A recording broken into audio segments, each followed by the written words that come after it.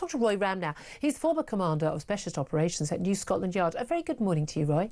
Hello, Julia. Thank you very much indeed for joining us. Now, it's the most extraordinary story that has broken overnight, and this is a gang responsible, we believe, for exporting almost half of the mobile phones stolen on Britain Street has been dismantled in a sting operation. Roughly 300 officers smashed into 28 homes across London in the dead of the night to arrest pickpockets, robbers and others. And we are looking at 2 Afghan gang leaders thought to be responsible for shipping 40,000 stolen devices to China and Hong Kong, and basically being responsible for the majority of the huge phone theft epidemic we've seen not just across Britain but particularly in London. This is an extraordinary police operation, isn't it?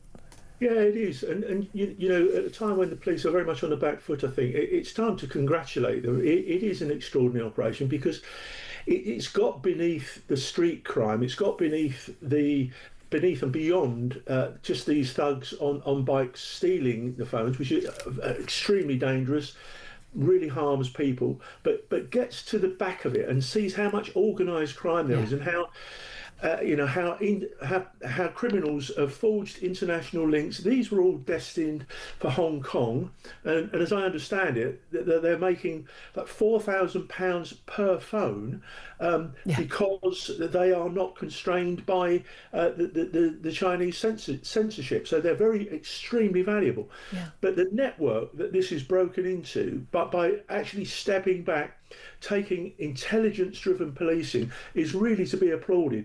Yes, it will make our streets a great deal safer, but it also disrupts really serious organised crime, and that money will flow back into other crime. Well, absolutely. I mean, it is extraordinary that we have seen since 2020 almost tripling of the number of phones stolen in London, and 3/4 of all phones stolen in the UK are now taken in London. They're largely iPhones, and I know lots of people just don't get their phone out on the street because they're so fearful. I mean, our Mike Graham had his phone stolen from him in the street, and a copper walked by who's had his phone stolen. And there's been a massive increase in this. And this is, you say, because there is this big demand. It's not just, oh, great, we can unlock the phone, pass it on to someone else. These are, it would appear, shipped abroad on an industrial scale.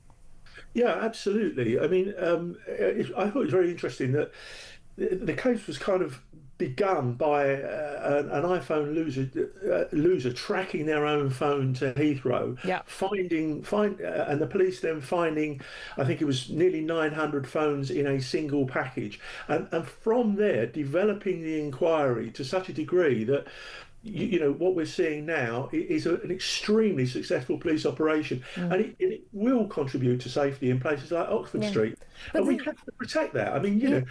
It's really important. When tourists think, oh, I don't want to go somewhere where there's going to be a load of phone snatchers, which there are, then the people are going to be concerned about that. A lot of people watching and listening to this, though, will be very frustrated, though, that when they reported their phone stolen to the police did nothing. Again and again, I've seen reports of people saying, I've got a tracker on my phone, I've tracked my phone, it's in this house, and the police go, nothing we can do about it. The reality is they don't take enough action, and this wouldn't have been able to happen on such a scale if the police had acted sooner.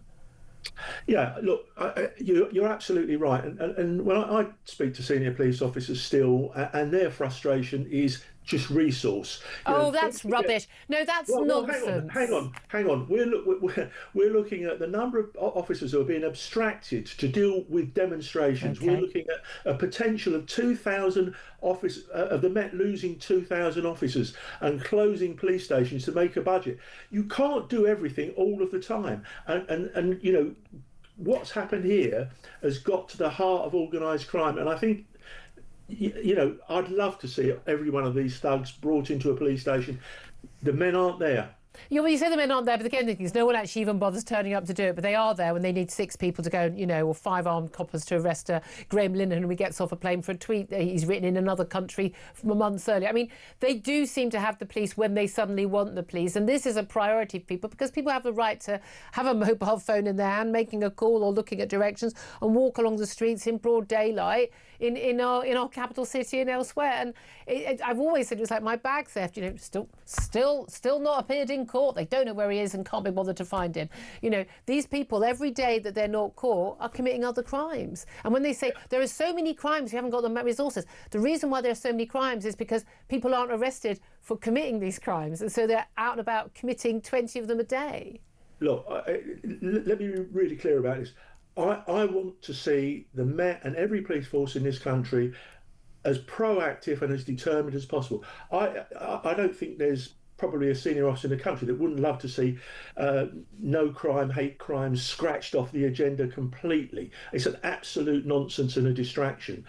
But when you actually start to look at the amount of crime that officers are having to deal with and the amount of abstractions for public order offences, we are losing hundreds of thousands of policing days walking along protecting people in the street on public order events. I mean, they're escorting people who have got, swastikas and on Israeli flags and not doing their job there either. I mean, these people don't need to be protected on a march, do they? These people, we need protection from them. Well, the trouble is, I don't know if you've ever actually been on one. I Yep. have a few times, and I investigated the outcome of the poll tax riots, and I saw the number of police officers and injured people, injured police officers who suffered life-changing injuries there. So we can't relinquish the streets to demonstrators. No, that is true. It's true. I'm going to have to leave it there. You probably hear the music there approaching. Roy Ramm, former commander of specialist operations at New Scotland Yard.